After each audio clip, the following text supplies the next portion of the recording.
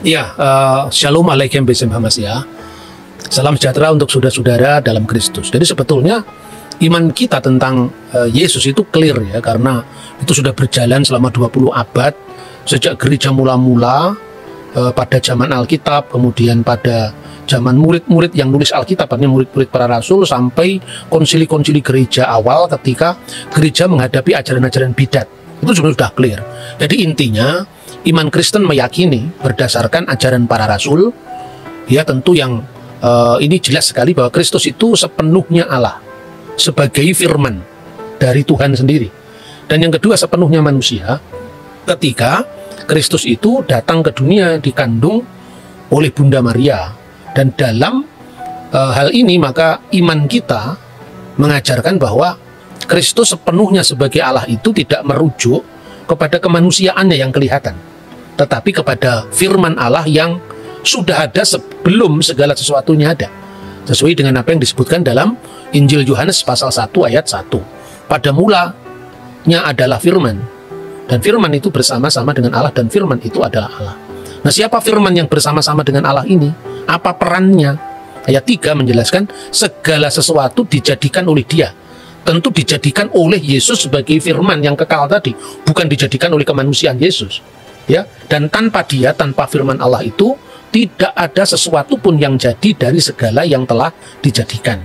Nah, itulah yang di dalam bahasa teologi disebut praeksistensi putra Allah. Jadi Yesus sudah ada sebelum segala sesuatu ada, karena Dia firman Allah. Allah menciptakan dengan firman-Nya, dan tidak mungkin kalau firman itu ada kemudian setelah Allah. Nah, sebetulnya disebut firman di sini bukan sekedar kata-kata verbal, ya. Firman di sini sebetulnya bahasa aslinya itu logos. Logos itulah yang menjadi bahasa kita logik, logikos, logika. Jadi firman itu sesungguhnya adalah kemahasabdaan Tuhan. Jadi sabda atau firman itu tidak hanya berarti kata-kata verbal atau efek atau akibat dari kata-kata. Kalau akibat dari kata-kata ya alam semesta ini, langit, bumi, laut, seisinya ini kan diciptakan oleh firman Allah. Jadilah terang, maka terang itu jadi. Jadi itu efek dari firman tadi. Tetapi Yesus itu firman itu sendiri. Nah, jadi dengan demikian tidak mungkin kalau firman Allah itu tidak kekal. Karena kalau firman Allah tidak kekal, berarti ada waktu di mana Allah sebagai the existent, sebagai wujud, sudah ada firman-Nya, belum ada. Berarti kan pernah ada waktu di mana Allah tidak punya firman, dan itu tidak masuk akal kan. Nah, ketika firman itu menjadi manusia, Dia dikandung oleh perawan Maria tanpa campur tangan seorang laki-laki. Artinya bahwa Yesus itu sepenuhnya manusia. Jadi jangan orang salah paham, oh, Tuhan kok lapar, Tuhan kok haus, Tuhan kok dicobai. Yang dicobai, yang haus, bahkan yang mati, itu bukan keilahiannya. Maka dalam Alkitab disebutkan sangat jelas sekali, Dia yang dibunuh dalam keadaannya sebagai manusia. Karena firman sendiri benar-benar menjadi manusia, bukan setengah manusia. Firman itu telah menjadi manusia dan tinggal di antara kita. Dan kita telah melihat kemuliaannya, yaitu kemuliaan yang diberikan kepadanya sebagai anak tunggal Bapa, penuh kasih karunia dan kebenaran. Ini saya kira clear sekali. Maka ketika gereja menghadapi ajaran sesat Arius, ya, ketika gereja menghadapi ajaran sesat Arius yang mengatakan bahwa pernah ada waktu di mana anak Allah itu tidak ada, gereja langsung berkumpul. Nah, waktu itu kan belum ada perpecahan, ya, gereja itu masih tahun berapa, Pak? Tahun 325.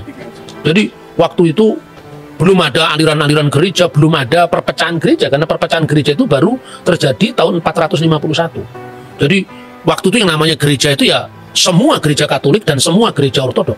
Artinya apa? Bukan Katolik sebagai institusi yang sekarang ini berpisah dengan gereja Ortodok, atau Ortodok yang berpisah dengan Katolik, tidak. Tapi sifat gereja yang adalah universal. Artinya berlaku bagi semua bangsa, berlaku bagi semua kaum, itu arti katoolon, gereja yang bersifat Katolik. Begitu setiap gereja itu bersifat Ortodok.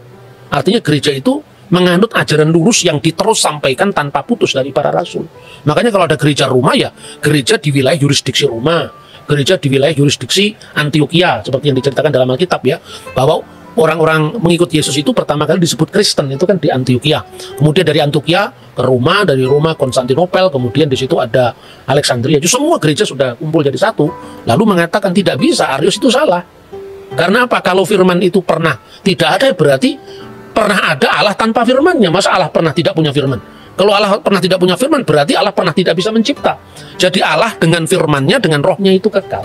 Itu kira-kira apa yang kita bisa pahami dari ajaran Kristen yang paling dasar tentang siapakah Yesus Kristus.